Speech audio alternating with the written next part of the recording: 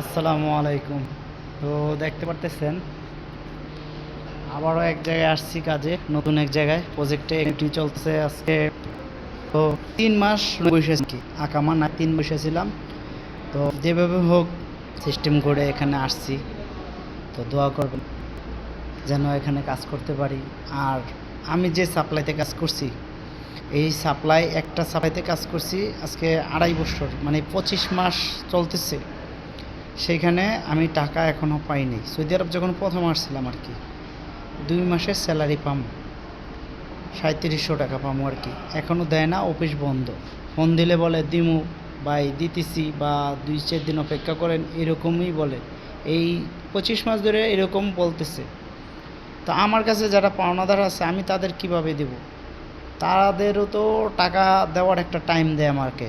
এখন আমিও তো সাপ্লাই যে কথা বলে ওই কথা অনুযায়ী আমি তাদের টাইম দিই, কিন্তু তারাও তো মানে না, আবার আমিও মানতে পারতেছি না, কিন্তু তারা তো ঠিকই আমাকে ঘুরাইতেছে। তার ভিতরে আরেক সাপ্লাইতে কাজ করছিলাম জেদ্দা, 8 মাস।